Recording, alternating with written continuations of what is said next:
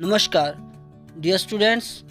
अभावी और अत्यधिक मांग की समस्याएं, इस चैप्टर के अंतर्गत आज हम करेंगे अत्यधिक मांग, एक्सेस डिमांड, अत्यधिक मांग के परिणाम, कॉन्सिक्वेंसेस ऑफ एक्सेस डिमांड, स्फीतिक अंतराल का माप, मेजरमेंट ऑफ इन्फ्लेशनरी गैप, अभावी मांग तथा अत्यधिक मांग में अंतर, difference between deficient demand and excess demand, और साथ ही हम करेंगे चक्रीय उतार चढ़ाव, साइक्लिकल फ्लक्चुएशंस। पिछले पाठ में हमने अभावी मांग के परिणाम और अवस्फीतिक अंतराल के माप के बारे में पढ़ा, और अभी तक आप अच्छे से समझ गए होंगे कि डेफिशिएंट डिमांड क्या है, उसके कॉन्सिक्वेंसेस क्या हैं, और साथ ही साथ अवस्फीतिक अंतराल के माप को भी आप समझ गए होंगे, जो कि अभावी मांग के बराबर ही होता है। आपने अच्छे से डायग्राम की प्रैक्टिस भी कर ली होगी। तो अब जो हम करने जा रहे हैं अत्यधिक मांग, एक्सेस डिमांड, वो आप बिल्कुल ही आसानी से समझ जाएंगे। तो आइए अब स्टार्ट करते हैं अत्यधिक मांग, एक्सेस डिमांड। अत्यधिक मांग क्या हुई? जब मांग आवश्यकता से अधिक होती है, जैसे अभावी मांग में मांग आवश्यकता से कम होती है। तो जो मांग है वो आवश्यकता से अधिक कब होगी? इसको हम लेंगे पूर्ण रोजगार की स्थिति से। जब पूर्ण रोजगार में जितनी कुल पूर्ति होनी है या होती है, जब कुल मांग उससे ज्यादा हो, उस कुल पूर्ति से ज्यादा हो, या फिर जब पूर्ण रोजगार की स्थिति में जितनी कुल मांग होनी चाहिए वास्तव में कुल मांग उससे ज्यादा हो, तो अत्यधिक मांग है। अधिक से भी ज्यादा, अत्यधिक। तो हम अत्यधिक मांग को इस प्रकार भी लिख सकते हैं। अत्यधिक मांग वह स्थिति है जिसमें कुल मांग, एग्रीगेट डिमांड, अर्थव्यवस्था में पूर्ण रोजगार स्तर के अनुरूप कुल पूर्ति, एग्रीगेट सप्लाई से अधिक होती है। Aggregate demand is greater than aggregate supply, पूर्ण रोजगार स्तर के अनुरूप। और यहाँ पर ही अत्यधिक मांग की दो विशेषताएं भी बताई गई हैं जो हमें समझ में आ चुकी हैं। नंबर 1, अर्थव्यवस्था में कुल मांग का स्तर पूर्ण रोजगार के लिए आवश्यक कुल मांग के स्तर से अधिक हो जाता है। और ऐसा इसलिए होता है क्योंकि साधनों का पहले से ही पूरा उपयोग हो रहा है, अर्थात पूर्ण रोजगार की स्थिति है, तो पूर्ति में तो वृद्धि नहीं हो पाएगी। और जब कुल मांग अधिक हो जाती है कुल पूर्ति की तुलना में, तो फिर कीमतें बढ़ना शुरू हो जाती हैं। और सेकंड जो इसका कैरेक्टरिस्टिक है, इसकी विशेषता है, वो है कि कुल मांग का स्तर पूर्ण रोजगार के लिए आवश्यक कुल पूर्ति से अधिक हो जाता है।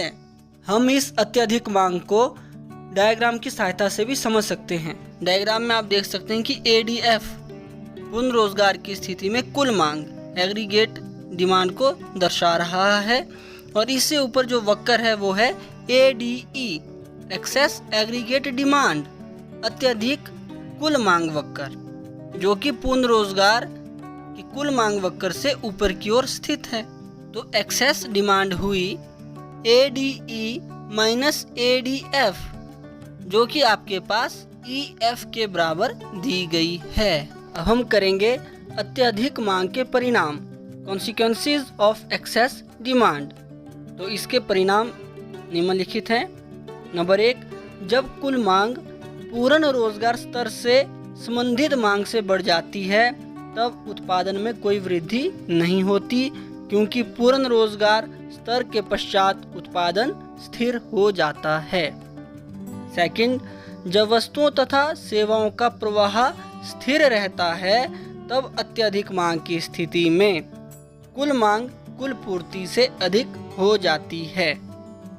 नंबर 3, कुल मांग के कुल पूर्ति से अधिक होने के कारण वस्तुओं तथा सेवाओं की कीमतें बढ़ने लगती हैं, परिणाम स्वरूप मुद्रास्फीति की स्थिति उत्पन्न हो जाती है। और नंबर 4, मुद्रास्फीति के कारण उत्पादन की लागतें बढ़ने लगती हैं, जिससे कीमतों में और अधिक वृद्धि होने लगती है। तो यहाँ पर एक चीज़ इजीली अंडरस्टैंड की जा सकती है कि अत्यधिक मांग की स्थिति में उत्पादन में, रोजगार में, आय में किसी प्रकार की वृद्धि नहीं होती, क्योंकि पूर्ण रोजगार की स्थिति है, सभी साधन काम पर लगे हुए हैं। तो फिर वृद्धि किस में होती है? केवल और केवल कीमतों में। और कई बार आपको पेपर में इसके रिगार्डिंग आ जाता है कि अत्यधिक मांग की स्थिति में कीमतों में जो वृद्धि होगी उसे चित्र के द्वारा दर्शाइए। तो अब हम इसे डायग्राम से समझ लेते हैं कि अत्यधिक मांग की स्थिति में कीमतों में कैसे वृद्धि होती है।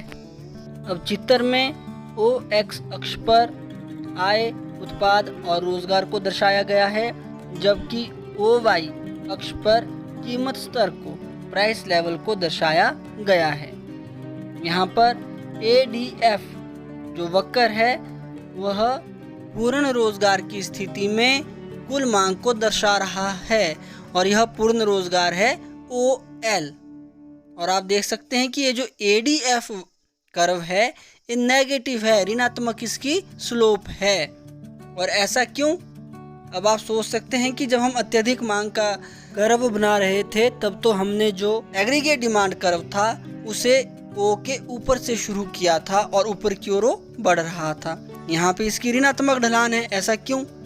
तो सीधी सी बात है कि वहाँ पर हमने एग्रीगेट डिमांड कर्व को आय और रोजगार के साथ जोड़ा था कि जैसे जैसे आय बढ़ेगी, रोजगार बढ़ेगा तो डिमांड भी बढ़ेगी।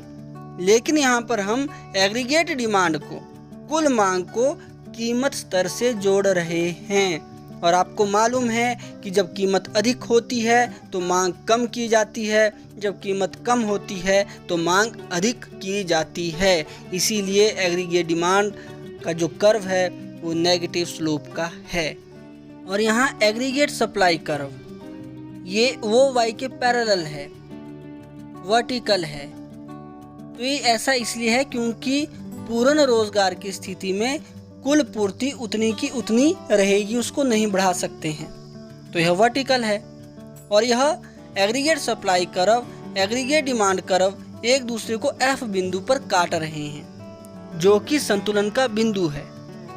अब हम एक और एग्रीगेट डिमांड कर्व लेते हैं जो कि एक्सेस एग्रीगेट डिमांड कर्व है और यह ADF कर्व के ऊपर है। और यह एग्रीगेट सप्लाई कुल पूर्ति वक्र को E बिंदु पर काट रहा है। और ऐसी स्थिति में आप देख सकते हैं कि कुल पूर्ति में तो कोई वृद्धि नहीं हुई, रोजगार में भी कोई वृद्धि नहीं हुई, लेकिन जो कीमत स्तर है वह बढ़कर OP1 से OP2 हो जाता है। तो हमें ज्ञात हो जाता है कि जब अत्यधिक मांग होती है तो केवल और केवल कीमतों में वृद्धि होती है। और ये जो वृद्धि है P1, P2 की, EF की, यह क्या है? ये है स्फीतिक अंतराल, इन्फ्लेशनरी गैप। अर्थात जब केवल कीमतों में वृद्धि होती है, उत्पादन, रोजगार आदि सब स्थिर रहता है। अब ये जो स्फीतिक दबाव या स्फीतिक अंतराल है इसका और अत्यधिक मांग का अनुपातिक संबंध होता है। अर्थात जिस अनुपात में अत्यधिक मांग में वृद्धि होती है उसी अनुपात में स्फीतिक अंतराल में भी वृद्धि होती है। हम यूँ भी कह सकते हैं कि स्फीतिक अंतराल अत्यधिक मांग का माप है। और स्फीतिक अंतराल की परिभाषा इस प्रकार दी जा सकती है कि किसी अर्थव्यवस्था में पूर्ण रोजगार संतुलन की स्थिति को बनाए रखने के लिए जितनी कुल मांग की आवश्यकता पड़ती है उससे अधिक कुल मांग के अंतर के माप को स्फीतिक अंतराल कहा जाता है। और जब इसे डायग्राम में शो करना है तो डायग्राम वही बनेगा अत्यधिक मांग वाला, लेकिन जो गैप है ADE माइनस ADF बराबर है EF के जितना, उसको हम इन्फ्लेशनरी गैप लिखेंगे। और इसे यूँ एक्सप्लेन कर सकते हैं कि चित्र में कुल मांग को OY अक्ष पर तथा आय, उत्पाद, रोजगार को OX अक्ष पर प्रकट किया गया है। AS कुल पूर्ति वक्र है जो बिंदु F के पश्चात खड़ी पूर्ति वक्र हो जाता है। बिंदु F द्वारा पूर्ण रोजगार स्तर पर कुल मांग संतुलन प्रकट होता है। ADF पूर्ण रोजगार कुल मांग वक्र है तथा ADE अत्यधिक कुल मांग वक्र है। अत्यधिक कुल मांग ADE एवं पूर्ण रोजगार कुल मांग ADF का अंतर EF स्फीतिक अंतराल इन्फ्लेशनरी गैप को प्रकट करता है। अब हम करेंगे अभावी मांग तथा अत्यधिक मांग में अंतर, difference between deficient demand and excess demand. अभावी मांग भी आपको अच्छे से समझ में आ गया है और अत्यधिक मांग भी, तो इनका अंतर कहीं पे भी दिक्कत नहीं करेगा।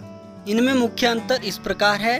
अभावी मांग कुल मांग का वह स्तर है जो पूर्ण रोजगार संतुलन के लिए आवश्यक कुल मांग से कम होता है। अत्यधिक मांग कुल मांग का वह स्तर है जो पूर्ण रोजगार संतुलन के लिए आवश्यक कुल मांग के स्तर से अधिक होता है। नेक्स्ट, अभावी मांग की स्थिति में कुल मांग पूर्ण रोजगार संतुलन के लिए आवश्यक कुल पूर्ति से कम होती है। अत्यधिक मांग की स्थिति में कुल मांग पूर्ण रोजगार संतुलन के लिए आवश्यक कुल पूर्ति से अधिक होती है। नेक्स्ट है, अभावी मांग की स्थिति में अस्फीतिक अंतराल होता है। अत्यधिक मांग की स्थिति में स्फीतिक अंतराल उत्पन्न होता है। नेक्स्ट, अभावी मांग की स्थिति में सामान्यतः रोजगार, उत्पादन तथा कीमतें कम होती हैं। अत्यधिक मांग की स्थिति में केवल कीमतों में वृद्धि होने लगती है। तो ये थे अभावी मांग और अत्यधिक मांग में मुख्य अंतर। अब नेक्स्ट जो हम करेंगे वो है चक्रीय उतार चढ़ाव, साइक्लिकल फ्लक्चुएशंस। अब अभावी मांग और अत्यधिक मांग को पढ़ने के बाद, इनको समझने के बाद इतना तो आपको क्लियर हो गया कि किसी अर्थव्यवस्था के लिए आदर्श स्थिति वह स्थिति होती है जिसमें पूर्ण रोजगार के स्तर पर कुल मांग तथा कुल पूर्ति एक दूसरे के बराबर होते हैं, क्योंकि यहाँ पर अनैच्छिक बेरोजगारी नहीं पाई जाती। लेकिन यह स्थिति वास्तव में एक सैद्धांतिक स्थिति होती है। वास्तव में इस प्रकार की स्थिति सामान्य जीवन में देखने को नहीं मिलती। अर्थात जो कुल मांग है वह पूर्ण रोजगार के लिए आवश्यक कुल मांग से कम या अधिक होती रहती है। और एक बात आपको जानना आवश्यक है कि ये जो चक्रीय उतार चढ़ाव हैं, साइक्लिकल फ्लक्चुएशंस है, यह अधिकतर पूंजीवादी अर्थव्यवस्थाओं से संबंधित है। कुल मांग में परिवर्तन होने के कारण विकसित पूंजीवादी अर्थव्यवस्थाओं में चक्रीय उतार चढ़ाव आते रहते हैं और इन्हें व्यापार चक्कर, ट्रेड साइकिल्स कहते हैं। और कई बार पूछ लिया जाता है कि व्यापार चक्कर क्या है, तो एक निश्चित समय के बाद मंदी तथा तेजी के रूप में होने वाले परिवर्तनों को व्यापार चक्कर कहते हैं। आपने भी अक्सर सुना होगा कि अर्थव्यवस्था में मंदी आ गई, अब तेजी आ गई, तो ये सब के सब क्या हैं? ट्रेड साइकिल्स हैं। अत्यधिक मांग के कारण स्फीतिक प्रभाव बढ़ता है, जिसे व्यापार चक्कर के सिद्धांत में तेजी, बूम की स्थिति कहते हैं। मांग में कमी के कारण मंदी, रिसेशन की स्थिति उत्पन्न होती है। जब मंदी को रोका नहीं जाता तो अत्यधिक मंदी, डिप्रेशन संपूर्ण अर्थव्यवस्था में फैल जाती है। एक समय के पश्चात जब कुल मांग धीरे धीरे बढ़ने लगती है तब पुनरुत्थान, रिकवरी की स्थिति उत्पन्न होती है, जिसमें साधनों का पूर्ण उपयोग होने लगता है। जब यह स्थिति लगातार जारी रहती है तब अर्थव्यवस्था तेजी, बूम की अवस्था में प्रवेश करती है, जिससे यह चक्कर तेजी से मंदी, फिर अत्यधिक मंदी और उसके पश्चात पुनरुत्थान की अवस्थाओं से गुजरता हुआ पुनः तेजी पर पूरा हो जाता है। इसे चित्र की सहायता से भी समझा जा सकता है। चित्र में चक्रीय उतार चढ़ाव की प्रक्रिया अथवा व्यापार चक्रों को दर्शाया गया है। ई रेखा पूर्ण रोजगार को प्रकट कर रही है, जो कि किसी अर्थव्यवस्था की आदर्श स्थिति है, क्योंकि स्थिति में सभी साधनों का पूर्ण उपयोग हो रहा होता है। ABCD वक्र तेजी, मंदी, अत्यधिक मंदी तथा पुनरुत्थान की अवस्थाओं को व्यक्त करता है। यह वक्र चक्रीय, साइक्लिकल ढंग का होता है, जिस कारण इसे चक्रीय उतार चढ़ाव वक्र भी कहते हैं। तो अभी तक आपको अच्छे से समझ में आ गया होगा कि अत्यधिक मांग की स्थिति में उत्पादन और रोजगार स्थिर रहते हैं। अत्यधिक मांग की स्थिति में केवल कीमतों में ही वृद्धि होती है। स्फीतिक अंतराल अत्यधिक मांग का माप है और चक्रीय उतार चढ़ाव पूंजीवादी अर्थव्यवस्था से संबंधित है। इसी के साथ हमारा यह चैप्टर कंप्लीट होता है। अब आपके सामने यहाँ एक वर्कशीट दी गई है, आपने इस वर्कशीट को करना है। अब हम मिलते हैं नेक्स्ट वीडियो में नेक्स्ट चैप्टर के साथ। तब तक बाय।